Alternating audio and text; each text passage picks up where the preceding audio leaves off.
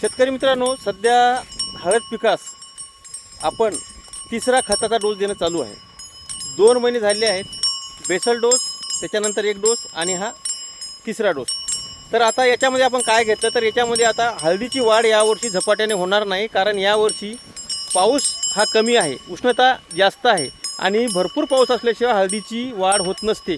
कारण पाऊस जास्त असल्याशिवाय हळदीला कुठल्याही प्रकारचं वाढीचं क्षेत्र जे आहे ते आपण फार कमी झालेलं दिसते, कारण भरपूर पाऊस पाहिजे. तर आता याच्यामध्ये आपण जे बघतो तर याच्यामध्ये आपण DAP घेतलेली आहे एकरी साधारणतः 1 गोणी, अर्धी गोणी युरिया, अर्धी गोणी पोटॅश. परंतु वाढ कमी असल्यामुळं आपल्याला युरिया हा 1 गोणी एकरी टाकला तरीही चालते, परंतु तो तसा नाही टाकायचा आपल्याला. कारण वाढ ही कधी होते तर आपल्याला जोपर्यंत भरपूर पाणी आपण हळदीला देत नाही तोपर्यंत वाढ होत नाही. तर त्यासाठी आपल्याला काय करायचं तर त्यासाठी आपल्याला हे जे दांड आहेत, हे नाल्या, या नालीमध्ये आपल्याला 1 ते 1.5 गोणी युरिया आणि अर्धी गोणी पोटॅश हे या नालीमध्ये आपल्याला इथं फेकायचं आहे.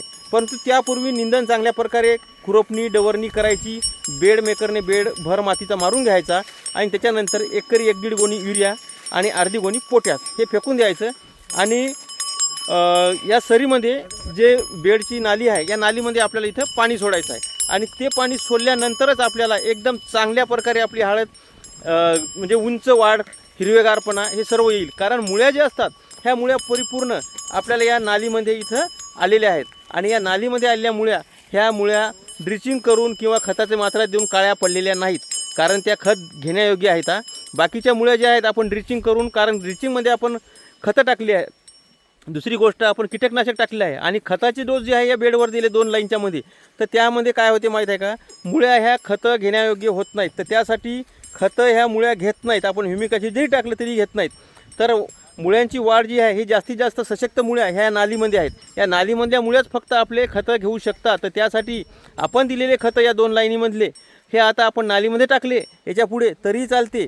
नालीमध्ये टाकायचे, भर मारायचा आणि पाणी सोडायचं, पण युरियाचं प्रमाण जास्त द्यायचं, जेणेकरून ते खतं आपल्या मुळ्या ज्या आहेत नालीमध्ये आलेल्या ह्या पांढऱ्या मुळ्या भरपूर खतं हे घेतील आणि आपली हळद एकदम सशक्त राहील. कारण याच्या पुढे आपल्याला 4.5 महिने शिल्लक आहेत. 4.5 महिने म्हणजे कसं, आता हा ऑगस्ट महिना शेवट, तर आता सप्टेंबर, ऑक्टोबर, नोव्हेंबर, डिसेंबर हे 4 महिने आणि जानेवारीच्या 15 तारखेपर्यंत यावर्षी आपल्याला हळदीला खतं आणि पाणी सोडावं लागतात. कारण हा डोस दिल्यानंतर साधारणतः 1 महिन्यात आपल्याला शेवटचा डोस कुठला, हा जो खत आहे, खताचा डोस आहे हा 50-50 किलोचा DAP, 10-26 पोटॅश, NPKचं प्रमाण हे आपल्याला पुन्हा देता येत नाही, कारण हळद उंच झालेली असते, आपल्याला आतमध्ये जाता येत नाही. तर त्यावेळेस आपण काय करायचं तर आपल्याला विद्राव्य खतं द्यावं लागतात, 052-34, 50-50, 0050, 1261-0. तर त्यावेळेस आपल्याला अशा प्रकारे खतं द्यावं लागतात. तर त्यासाठी आपण इथं युरियाचं प्रमाण, पोटॅशचं प्रमाण द्यावं लागेल आणि जास्त युरिया दिल्यामुळं युरिया हे वहनाचं काम करते, म्हणजे तो रोडचं काम करते, माल कुठल्या कुठं नेऊन पोहोचवते. तर ते युरिया जो आहे हा परिपूर्ण काम करून आपल्या हळदीला हिरवेगारपणा आणल, फुटव्याची संख्या वाढवल, त्याच्यानंतर पानं हिरवे करून चांगल्या प्रकारे मजबूत पानं, जाड पानं आणि आपलं जे फुटवे आहे हे फुटवेसुद्धा चांगल्या प्रकारे वाढ होईल. कारण आपण दिलेले खतं तो मानवायला सुरुवात करेल, तो पानामध्ये, हळदीच्या बुडामध्ये सर्वत्र वाहून नेईल आणि एकदम चांगल्या प्रकारे आपली हळद सशक्त बनवेल. तर अशा प्रकारे आपण तिसरा खताचा डोस दिल्यानंतर 4था खताचा डोस 20-22 दिवसाला द्यायचा. नंतर बाकी जर पुन्हा द्यायचे असतील तर हे या नालीमध्येच सर्व खतं द्यावे लागतील आणि ड्रीपने आपण इथं बेडवर सोडावे लागतील. तर अशा प्रकारे आपण व्यवस्थापन करू शकता. 4.5 महिन्यामध्ये भरपूर खतं लागतात, भरपूर पाणी द्यावं लागते, पाण्याचा पण वापर चांगल्या प्रमाणे करावा लागेल, विद्राव्य खतं पण द्यावं लागेल. खर्च भरपूर होणार आहे 4.5 महिन्यामध्ये आणि त्याच्यानंतर 15 जानेवारीपर्यंत आपल्याला हा खर्च करावा लागेल. तोपर्यंत आपण सध्याची जी खतं आहेत हे कमी दिली तरी चालते, परंतु नंतर आपल्याला ऑक्टोबर महिन्यापासून भरपूर खतं द्यावं लागतात. तर अशा प्रकारे व्यवस्थापन करायचं आहे. बघा, आपण इथं खतं देणं चालू केलं आहे.